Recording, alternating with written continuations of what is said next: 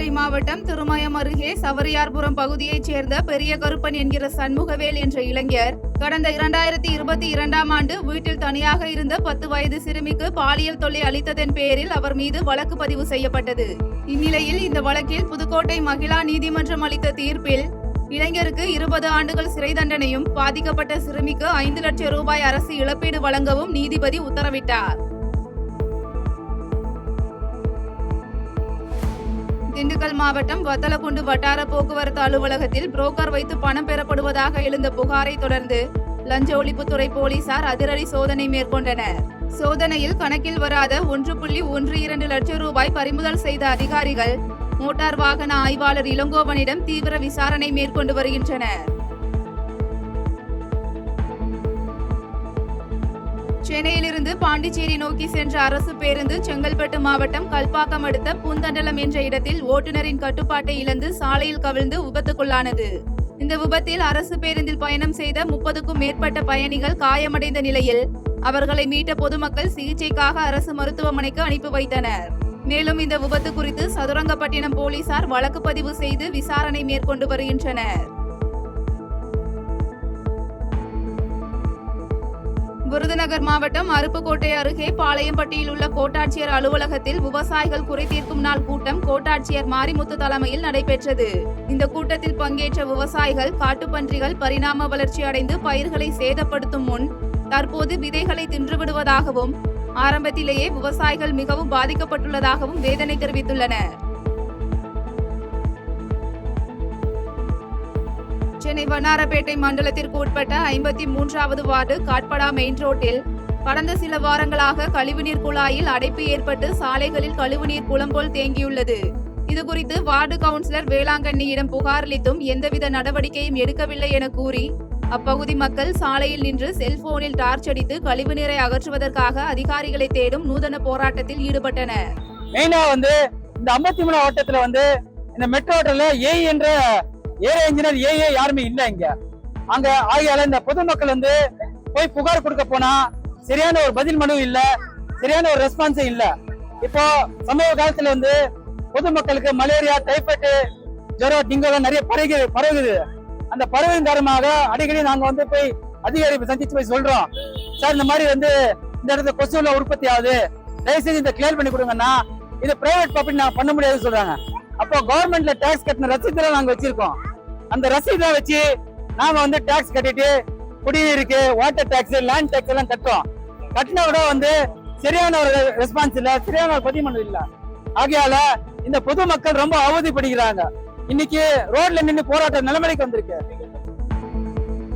கடலூர் மாவட்டம் சிதம்பரம் அருகே உத்தம சோழமங்கலம் ஊராட்சிக்கு உட்பட்ட கள்ளிமேடு கிராமத்தில் 4 மாதமாக குடிநீர் வரவில்லை என்றும் அப்படி வந்தால் உப்பு நீராக வருகிறது என்றும் 50க்கும் மேற்பட்ட பெண்கள் காலிக்குடங்களுடன் சாலை மறியலில் ஈடுபட்டனர். இதனால் அங்கு 2 மணி நேரம் போக்குவரத்து பாதிப்பு ஏற்பட்டது. மதுரை மாவட்டம் மேலூர் அருகே திருவாதவூரில் உள்ள மதுபான கடையில் மது வாங்கிய ஒருவர் பாட்டில்களை திரும்ப ஒப்படைக்கும் பொழுது அவற்றை வாங்க மறுத்ததாகவும் மேலும் 140 ரூபாய் பாட்டிலை 155 ரூபாய்க்கு விற்பனை செய்ததாகவும் புகார் எழுந்தது. இதுகுறித்து டாஸ்மாக் ஊழியரிடம் கேட்டபோது கூடுதலாக விற்பது உலகத்துக்கே தெரியும் எனவும் உன்னால் முடிந்தால் என்ன வேண்டுமானாலும் செய்து கொள் என வாக்குவாதத்தில் ஈடுபட்ட விற்பனையாளரின் வீடியோ சமூக வலைதளங்களில் வைரலாகி வருகிறது. மதுரை மாவட்ட ஆட்சியர் அலுவலக வளாகத்தில் மக்கள் குறைதீர்க்கும் கூட்டத்தில் கிறிஸ்தவ சீர்திருத்த சங்கத்தின் தலைவர் தேவ சகாயம் கேப்புத்தூர் ரட்சணியபுரம் பகுதியில் ஆக்கிரமிப்பு பகுதியை மீட்டெடுத்து பொதுமக்கள் பயன்பாட்டிற்கு கொண்டு வர கோரி மாவட்ட ஆட்சியரிடம் புகார் மனு அளித்தார். பின்னர் செய்தியாளர்களுக்கு பேட்டியளித்த அவர் மனு மீது நடவடிக்கை எடுக்கப்படவில்லை என்றால் 1000 நபர்களை திரட்டி மாபெரும் உண்ணாவிரத போராட்டம் நடத்தப்படும் என தெரிவித்தார். எங்களுடைய கோரிக்கை அந்த ரட்சணியபுரம் பகுதியை வேகமா மீட்டெடுத்து அதை பொதுமக்கள் பயன்பாட்டுக்கு கொண்டு வரணும். காலி இடங்களும் சரி, வணிக வளாகங்களும், ஏழை விதவை பெண்கள் மற்றும் கண் பார்வை இல்லாத வாய் பேச முடியாத பெண்கள் வாழ்க்கைக்கு அதை பயன்படுத்த வேண்டும். விரைவில் மாவட்ட ஆட்சியர் அதை மீட்டெடுப்பார் நம்புகிறோம். இல்லை என்றால் ஒரு 1000 பேரை திரட்டி பெரிய மாபெரும் உண்ணாவிரத போராட்டம் நடத்துவதற்கு கமிஷனர்கிட்ட அனுமதி கேட்டிருக்கோம். விரைவில் அந்த அனுமதியும் கிடைக்கும்னு நம்புகிறோம். மாவட்ட ஆட்சியர் அதுக்குள்ளே இந்த இடங்களை எடுத்து விடுவார் என்று நம்புகிறோம். எடுக்காவிட்டால் பெரிய மாபெரும் உண்ணாவிரத போராட்டம் நடத்துவோம் என்பதை தெரிவித்துக் கொள்கிறேன். திருப்பூர் மாவட்டம் பல்லடம் அடுத்த தூத்தாரிபாளையம் பகுதியைச் சேர்ந்த சிவகுமார் மற்றும் அவரது மனைவி சாந்தாள் நேற்றிரவு அதே பகுதியில் உள்ள மளிகை கடைக்கு பொருட்கள் வாங்க இருசக்கர வாகனத்தில் சென்று கொண்டிருந்தனர். அப்போது தாராபுரம் சாலையில் இவர்கள் சென்று கொண்டிருந்த போது சிவகுமாரின் வாகனத்தை பின்தொடர்ந்து இருசக்கர வாகனத்தில் ஹெல்மெட் அணிந்து வந்த நபர் சாந்தாள் கழுத்தில் அணிந்திருந்த 9 பவுன் தங்கச்சங்கிலியை பறித்து சென்றுள்ளார். இது தொடர்பாக போலீசார் ஆங்காங்கே வைக்கப்பட்டிருக்கும் சிசிடிவி காட்சிகளில் பதிவாகியுள்ள காட்சிகளை வைத்து மர்ம நபரை தேடி வருகின்றனர். வேலூர் மாவட்டம் காட்பாடி அடுத்த கிறிஸ்டியான்பேட்டை பகுதியில் சந்தேகத்திற்கிடமாக வந்த காரை போலீசார் நிறுத்தி சோதனை மேற்கொண்டதில் மூட்டை மூட்டையாக 324 கிலோ தமிழக அரசால் தடை செய்யப்பட்ட பான் மசாலா, குட்கா பொருட்கள் இருப்பது தெரியவந்தது. இதனையடுத்து குட்கா, பான் மசாலா ஆகியவற்றை கடத்தி வந்த வடமாநிலத்தைச் சேர்ந்த இருவரை கைது செய்த போலீசார் 324 கிலோ பான் மசாலா, குட்கா மற்றும் கடத்தலுக்கு பயன்படுத்தப்பட்ட கார் ஆகியவற்றை பறிமுதல் செய்தனர்.